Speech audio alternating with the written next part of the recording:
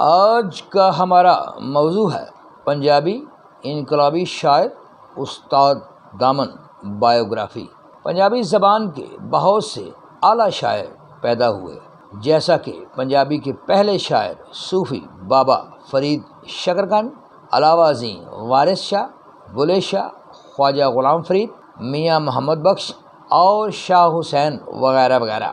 ان تمام شاعروں نے پنجابی زبان اور پنجاب کے عوام کے حقوق کے لیے آواز اٹھائی۔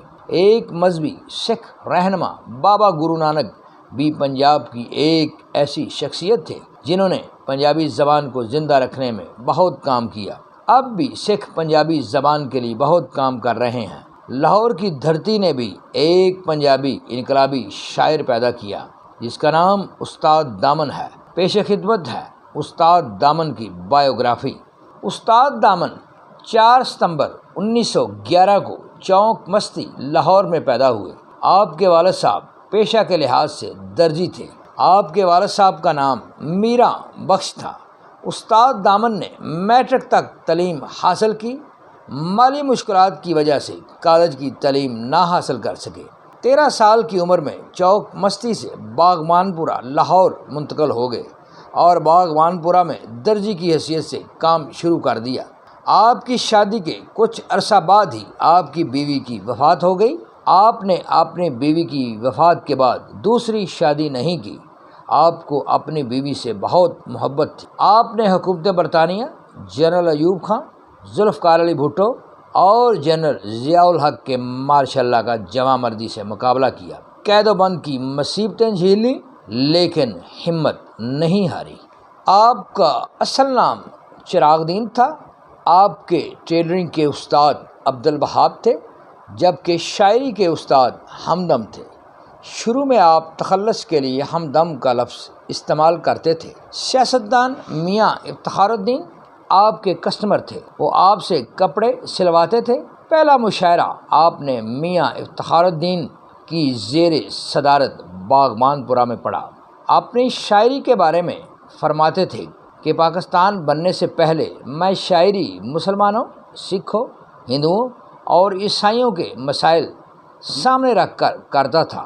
پاکستان بننے کے بعد اب میں اپنی شاعری پاکستان کے حکمرانوں کے جبر اور ناانصافی کو سامنے رکھ کر کرتا ہوں۔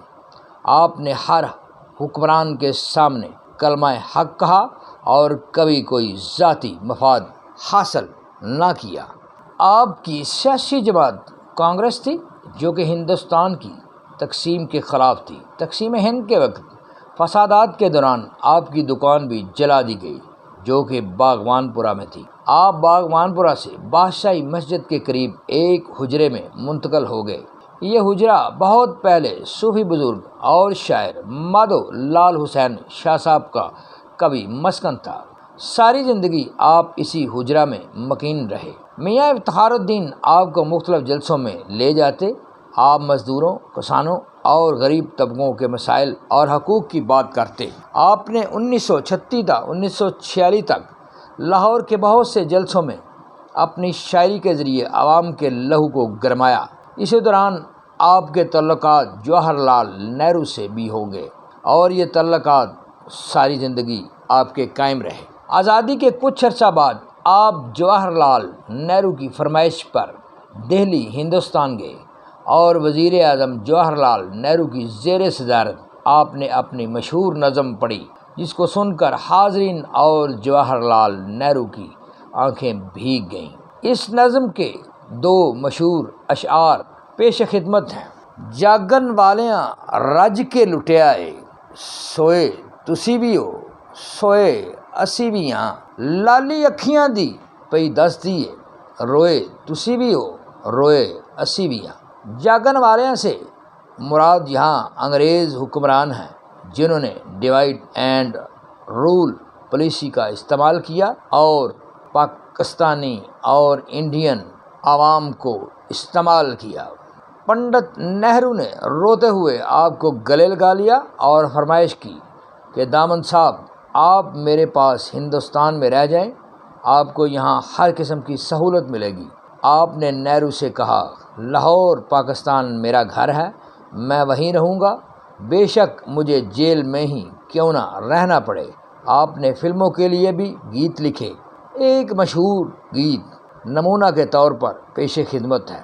نہ میں سونے دی نہ چاندی دی، میں پتل پری پرات، مینوں ترتی کلی کرا دے، میں نچاں ساری رات۔ آپ کے چند مشہور اشعار، کھائی جاؤ پیت کنے کھولنے، وچوں وچ کھائی جاؤ اتوں رولا پائی جاؤ، مری دیاں چوٹیاں تے چھٹیاں گزار کے، غریباں نوں کشمیر والی سڑکوں سڑکی پائی جاؤ، ایسے واسطے بولدا نہیں دامن، متاں لگ نہ جائے میری زبان تے ٹیکس۔ جب جنرل صدر ایوب خان نے فاطمہ جناح کے مقابلے میں الیکشن لڑا تو آپ نے اشعار کے ذریعے اور عملی طور پر فاطمہ جناح کی حمایت کی۔ آپ کے 2 اشعار پیش خدمت ہیں۔ ماں نال مقابلہ پتراں دا، پتر میں وی ہاں پر اپنی ماں والاں، سانوں صدر دے سائے دی لوڑ کوئی نہیں، اسی ٹھنڈی بہشتاں دی چھاں والاں۔ بہت سے لوگوں نے جعلی کلیموں پر جائیدادیں حاصل کی، لیکن آپ نے کسی بھی حکومت سے کوئی مراعات نہ لی، ساری زندگی ایک 10x10 کے حجرے میں گزار دی۔ ایک دفعہ چودھری ظہور لائی نے اپنے بیٹے کی شادی پر جنرل ضیاء الحق اور استاد دامن کو شادی پر بلایا۔ جب جنرل ضیاء الحق کو استاد دامن کے بارے میں معلوم ہوا تو انہوں نے استاد دامن کو اپنے پاس بلوایا۔ ان کو معلوم تھا کہ یہ میرے اور میری حکومت کے خلاف شاعری کرتا ہے۔ جنرل ضیاء الحق نے فرمائش کی کہ میرے خلاف جو اشعار پڑھتے ہو وہ مجھے سناؤ۔ استاد دامن نے کہا شادی کا موقع ہے، یہاں وہ اشعار سنانا مناسب نہیں، اور نہ میں ریڈیو پاکستان ہوں جس کو جب چاہا ٹیون کر لیا۔ اس بات سے جنرل ضیاء الحق آپ کے خلاف ہو گئے اور تھوڑے عرصہ بعد آپ کو ایک مقدمہ میں جیل جانا پڑ گیا۔ جنرل ضیاء الحق کے دور میں آپ کی جو نظم مشہور ہوئی اس کے منتخب اشعار پیش خدمت ہیں۔ میرے ملک دے 2 خدا، لا الہ تے ماشاء اللہ، ایک رہندا عرشاں اتے دوجا رہندا فرشاں تے، او دا ناں ہے اللہ میاں، اے دا ناں ہے جنرل ضیاء۔ ذوالفقار علی بھٹو کے دور میں بھی آپ جیل میں رہے، اس کی وجہ بھی مزاحمتی شاعری تھی۔ اس دور میں بھی آپ کے خلاف دستی بم اور ریوالور کا مقدمہ بنا۔ مقدمہ بننے کی بڑی وجہ ان کی ایک مشہور نظم تھی جس کے چند اشعار پیش خدمت ہیں۔ کدی شملہ جانا ہے، کدی مری جانا ہے، لائی کھیس جانا ہے، کھچی دری جانا ہے، ایک ہی کری جانا ہے، ایک ہی کری جانا ہے، کدی چین جانا ہے، کدی روس جانا ہے، بن کے تو امریکی جاسوس جانا ہے، ایک ہی کری جانا ہے، ایک ہی کری جانا ہے۔ آپ نے تمام عمر سادہ زندگی گزاری، کسی حکمران سے کوئی مراعات نہ لی۔ آپ کی زندگی اور حبیب جالب کی زندگی ملتی جلتی ہے، انہوں نے بھی ساری زندگی مصیبتیں کاٹیں اور آپ نے بھی۔ آپ کی تاریخ پیدائش 1911 ہے، حبیب جالب کی تاریخ پیدائش 1928 ہے۔ دامن نے حبیب جالب سے پہلے شاعری شروع کی۔ آپ نے ہمیشہ مظلوم طبقات کے حمایت کی اور ان کے حقوق کی بات کی۔ آپ بہت بڑے فی البدی شاعر تھے، حالات کے مطابق فوراً نظم لکھ لیتے۔ آپ بہت بڑے محب وطن بھی تھے۔ لاہور اور پاکستان سے آپ کو شدید محبت تھی۔ پنجاب کی ثقافت کو شاعری کے ذریعے آپ نے اجاگر کیا اور ہر قسم کے موضوع پر شاعری کی۔ آپ نے پنجابی زبان کی اپنی شاعری کے ذریعے بہت خدمت کی۔ آپ نے وقت کے ہر فرعون کے خلاف آواز اٹھائی، اسی وجہ سے آپ کو کبھی بھی کسی حکومت نے ایوارڈ سے نہیں نوازا۔